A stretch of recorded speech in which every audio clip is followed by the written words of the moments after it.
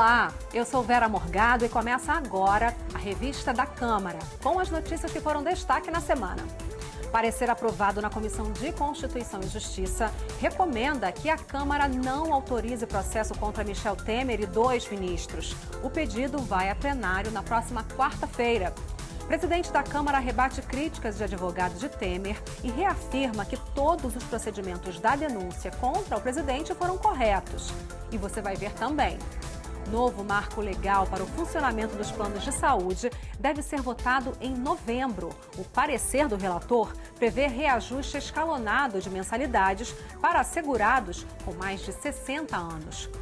Plenário aprova novas regras para o Banco Central fechar acordos com quem comete infrações do sistema financeiro. 101 anos atrás, Santos Dumont decolava com 14 bis. Para comemorar o Dia do Aviador, o Congresso Nacional recebe uma exposição sobre a Força Aérea Brasileira e o pai da aviação.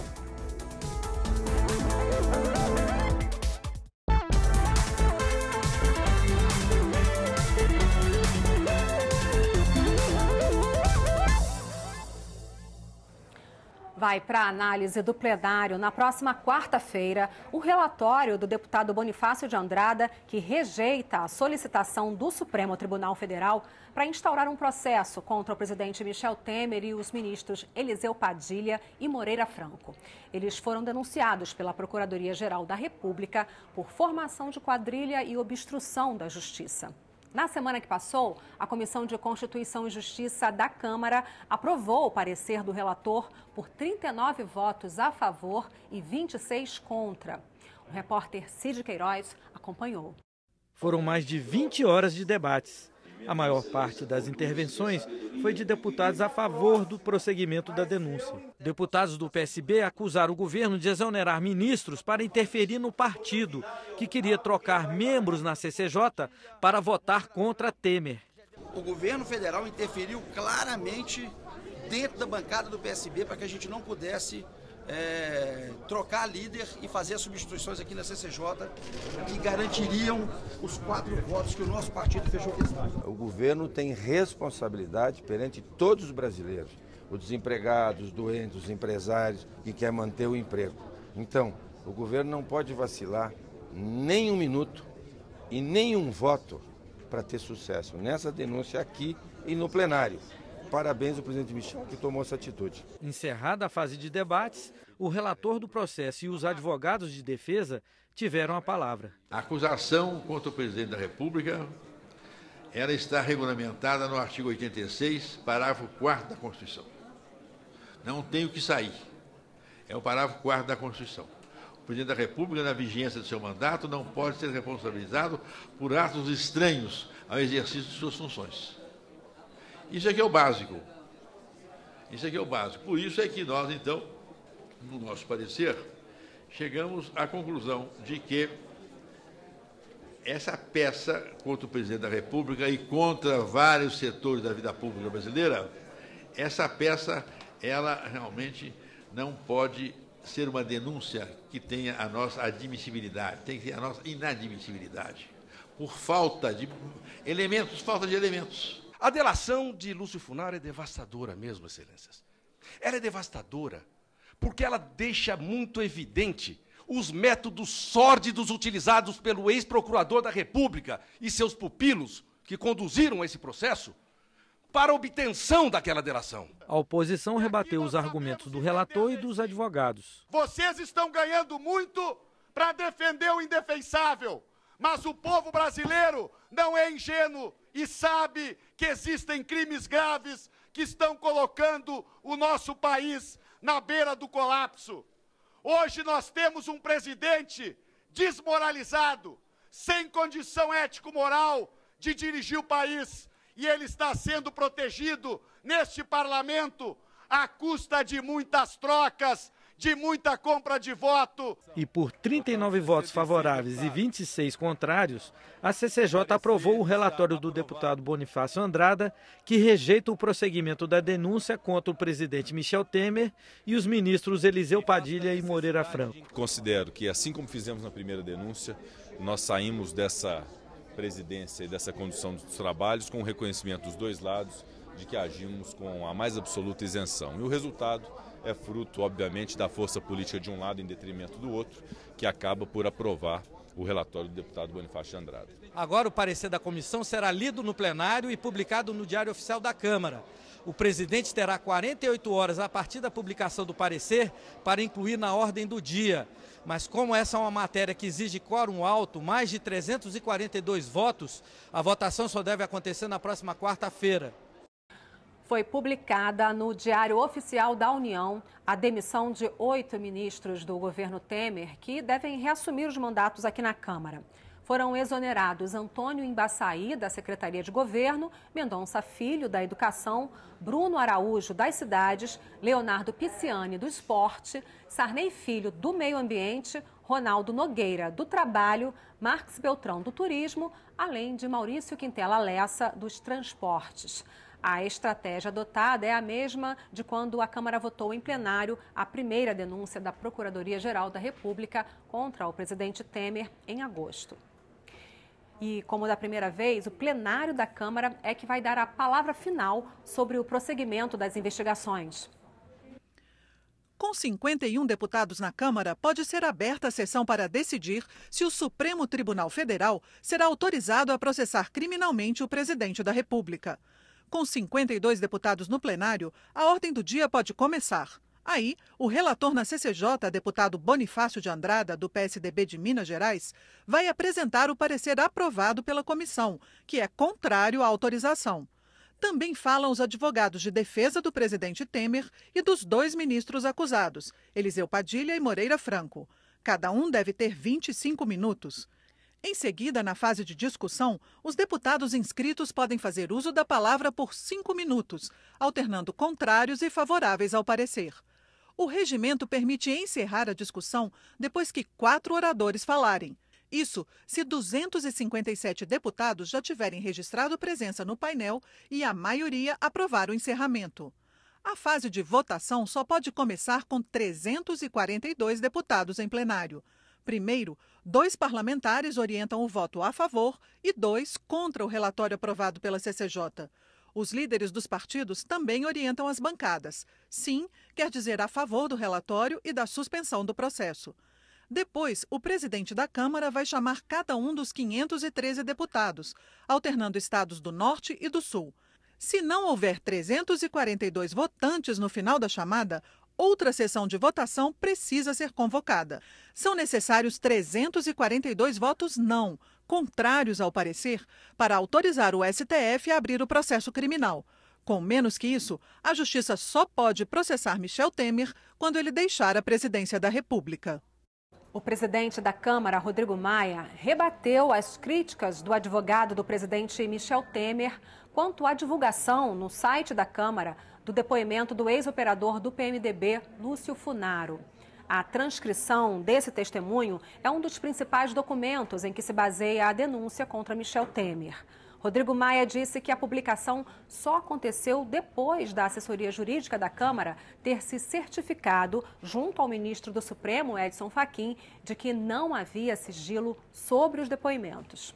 A Câmara, de forma nenhuma, vai desrespeitar em nenhum momento nenhuma decisão do Supremo. E eu tenho certeza que tudo que é público, tudo que é ostensivo em relação à denúncia, tem respaldo naquilo que está no encaminhamento feito pelo ministro Fachin e também pela possibilidade que tive junto com o advogado da Câmara, doutor Leonardo, todos os esclarecimentos que fiz em relação a esse tema. Para mim esse tema está superado e qualquer outra mudança em relação à ostensividade do material pode ser encaminhado pelo Supremo, que a Câmara vai acatar. Mas aquilo que foi determinado no início do trâmite dessa denúncia está sendo respeitado pela Câmara de Deputados.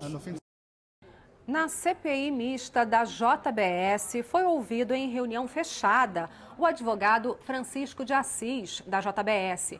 Ele teria participado do acordo de delação premiada firmado com o Ministério Público. Os deputados também ouviram o procurador federal Ângelo Goulart, que declarou que o ex-procurador-geral da República, Rodrigo Janot, tinha a intenção de derrubar o presidente Michel Temer antes que ele nomeasse a nova procuradora-geral, Raquel Dodge. A Operação Greenfield investiga suspeita de desvio de dinheiro em 4 dos maiores fundos de pensão do país, além de também analisar irregularidades em bancos públicos e estatais. O procurador Ângelo Goulart Vilela foi preso preventivamente pela Polícia Federal a pedido do próprio Ministério Público em outra operação, a Patmos. Goulart foi citado por Joesley Batista, da JBS, em delação premiada.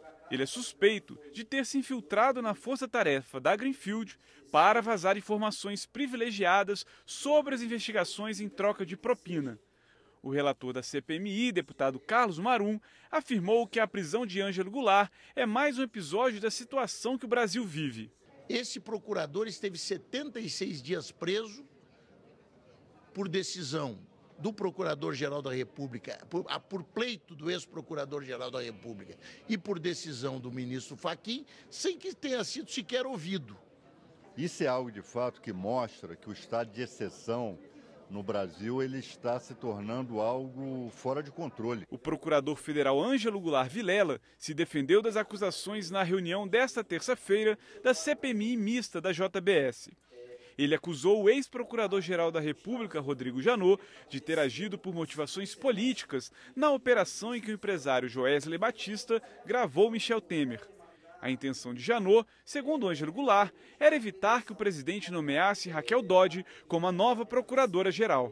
Em relação à questão que eu fiz da doutora Raquel Dodge, é claro e evidente, como todas as circunstâncias que eu demonstrei, que havia uma pressa do Procurador-Geral da República, até então à época, de fazer a acordo de colaboração premiada e derrubar, sim, o presidente da República. Ele tinha realmente intenção de derrubar, para não ver a Raquel Dodge, a sua principal adversária política, ao cargo de Procurador-Geral da República. Francisco Assis e Silva, advogado da JBS, pediu e a reunião da CPI foi a portas fechadas. Imagina um advogado que tem toda uma relação de lealdade, de compromissos com os clientes, com as coisas que ele sabe, em um determinado momento vira um dedo duro. Há indícios de utilização da máquina, de propina, de pedidos de políticos. A Procuradoria-Geral da República suspeita de que um contrato firmado entre o Grupo JBS, uma termoelétrica e a Petrobras, no valor de 406 milhões de reais, só tenha se concretizado depois de suposta interferência do CAD, o Conselho Administrativo de Defesa Econômica. E esse é apenas um dos pontos que os deputados querem esclarecer. O senador Randolph Rodrigues participou da reunião da CPMI. Olha, os depoimentos de hoje contradizem o depoimento de ontem do doutor Ângelo Goulart. Reforça a ação do Ministério Público de deter o doutor Ângelo. O depoimento que eu vi reafirma que existia uma espécie de conluio, ou melhor, de que o doutor Ângelo havia sido cooptado pela JBS para atuar no âmbito do Ministério Público. Os deputados aprovaram um novo sistema de controle de agentes financeiros pelo Banco Central e pela CVM, a Comissão de Valores Mobiliários. O projeto trata de novas regras para o Banco Central fechar acordo com instituições financeiras no caso de infrações administrativas. A repórter Dini Moraes explica. O projeto tem praticamente a mesma função de uma medida provisória que não foi votada na semana passada e que perde a validade nesta quinta-feira. Houve tentativa de retirar o projeto da pauta. Se a Constituição não permite a reedição de uma medida provisória, muito menos autorizará uma manobra legislativa da apresentação de um projeto de iniciativa de um deputado, um projeto de lei. Essa medida provisória é importante, é mais uma das reformas microeconômicas de um governo que está muito vivo, está se recuperando do descalabro econômico, de uma depressão mais importante da história do Brasil, que os senhores do PT deixaram. O assunto era polêmico, por isso os partidos de oposição fizeram obstrução. Colocar o termo de compromisso é acabar com o acordo de leniência, porque, na verdade, ele não pune absolutamente nada. Absolutamente nada. Então, o que está se fazendo aqui, na verdade, é uma pena levíssima para os bancos. Criar um tipo de acordo de leniência para bancos é realmente criar, repito eu, um enclave no aparato jurídico brasileiro, especialmente para os bancos que cometeram irregularidades. Em outras atividades, não. Em outras atividades, estão todos sujeitos à lei geral que regula a leniência. Nós estabelecemos a multa que estava na medida provisória para o sistema financeiro de até 2 bilhões de reais. Mas fizemos uma alteração na multa da CVM para até 50 milhões de reais para cada ilícito apurado. Para cada ilícito apurado na instituição. Ou seja, poderá até passar de 500 milhões de reais. Por isso, não há que dizer que não houve ou que não há punição. Depois de muita negociação, o texto foi modificado.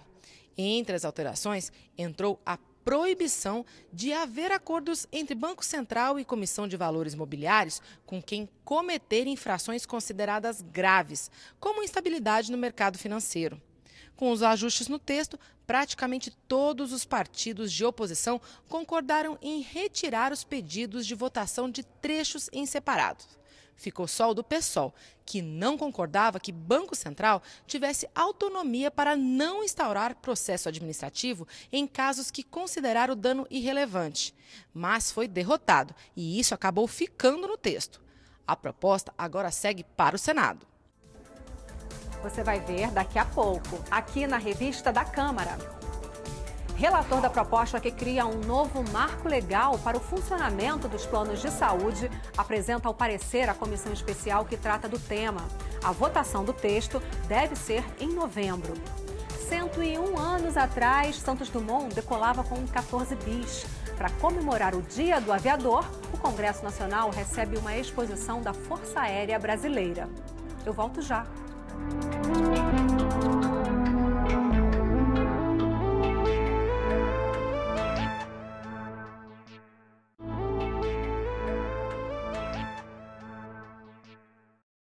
Na semana que passou, uma portaria do Ministério do Trabalho determinou que, para fazer parte da chamada lista suja do trabalho escravo, é necessário que seja comprovada, além de jornada exaustiva e a condição degradante, a privação do direito de ir e vir. Pelo Código Penal, essa privação não é obrigatória para caracterizar o crime. Ainda de acordo com a portaria, a divulgação da lista suja passa a ficar a cargo do ministro do Trabalho, com atualização 2 vezes ao ano. Antes, a atualização poderia ocorrer a qualquer momento. A decisão do governo de alterar as regras para a caracterização de trabalho escravo gerou vários protestos. Auditores do Ministério que fazem a fiscalização decidiram fazer greve em pelo menos 21 estados.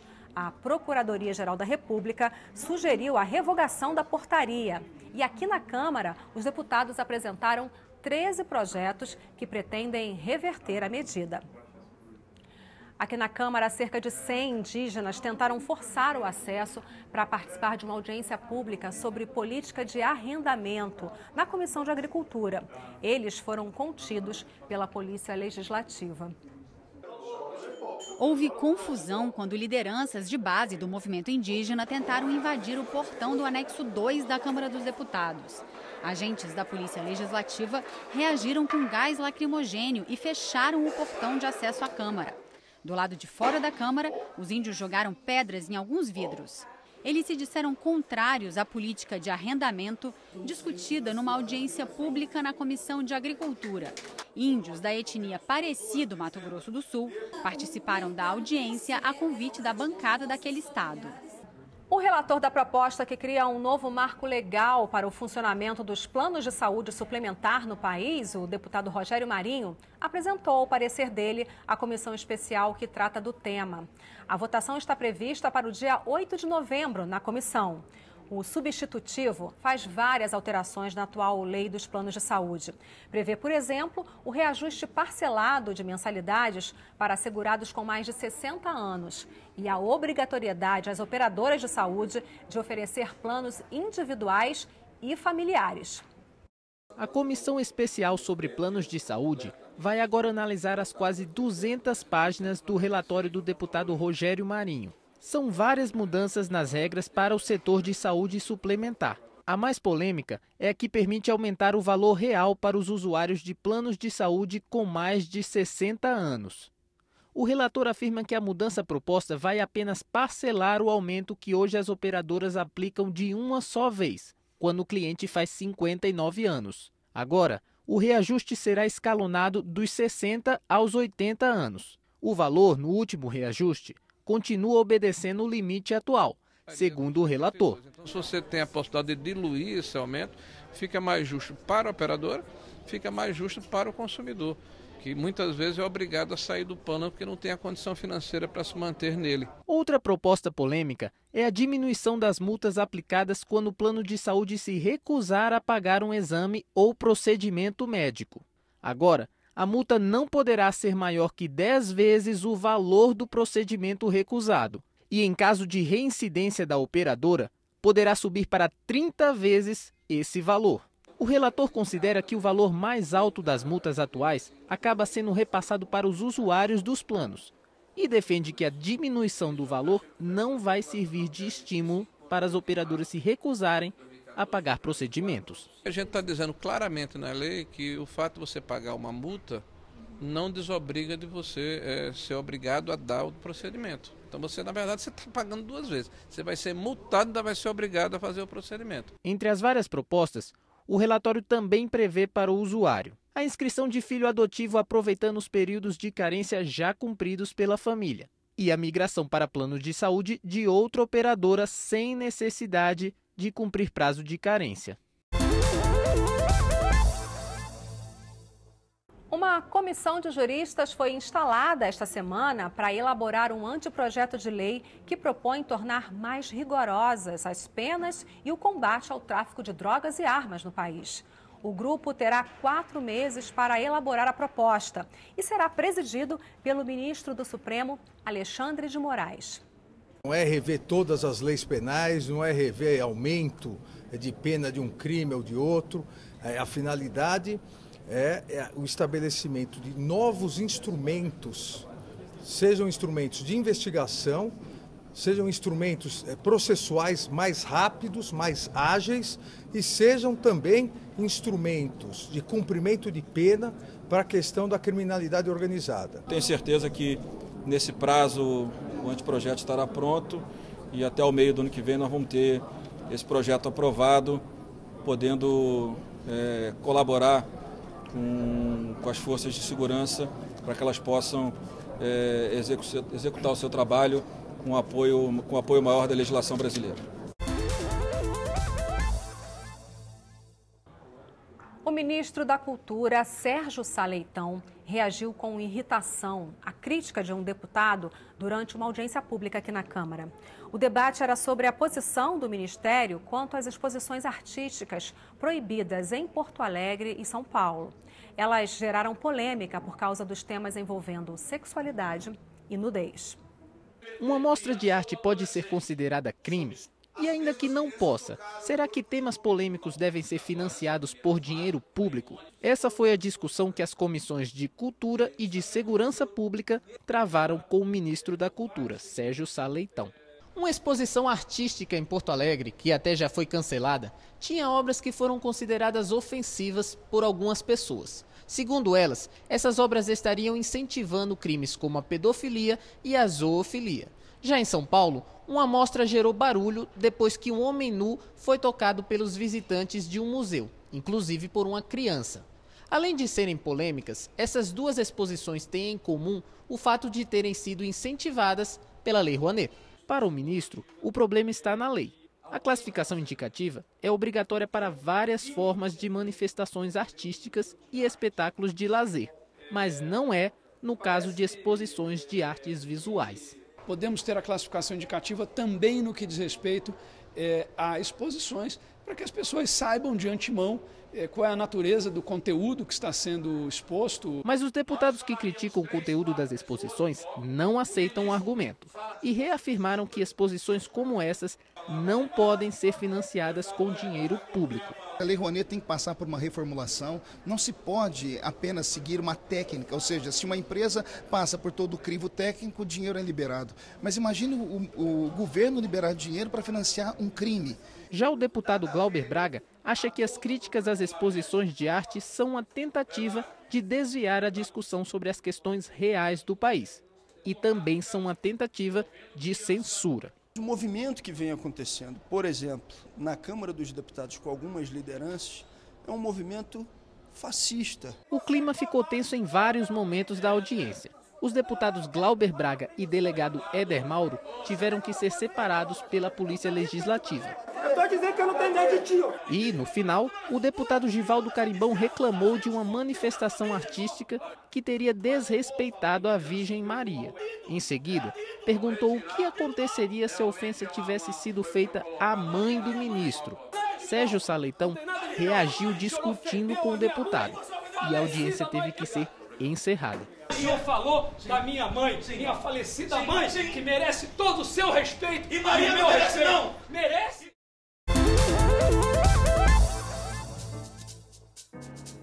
E aqui em Brasília, uma exposição no Salão Negro do Congresso Nacional faz homenagens à Força Aérea Brasileira e relembra o primeiro voo do 14 bis, realizado 101 anos atrás.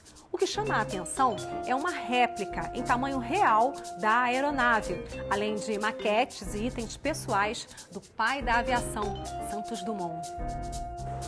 O 14 bis é considerado por muitos como o primeiro projeto de avião do mundo que conseguiu alçar voo. E ele está aqui em Brasília, em tamanho real, no Salão Negro do Congresso. Quase 5 metros de altura, 10 de comprimento. Imponente. Na exposição Força Aérea Brasileira, de Santos Dumont, a dimensão 22. Além da nossa zona econômica exclusiva do mar territorial, do nosso território de 8 milhões e meio, tem mais 10 milhões de quilômetros quadrados, que totaliza 22 milhões de quilômetros sob a responsabilidade do controle do espaço aéreo, por isso nós chamamos Dimensão 22. A ideia de homenagear Santos Dumont e a FAB surgiu na Comissão de Relações Exteriores da Câmara, que junto com a Força Aérea Brasileira organizou a exposição. A nossa intenção é que toda a população tenha acesso à história da aviação brasileira, materiais pessoais do Santos Dumont, aviões, projetos estratégicos.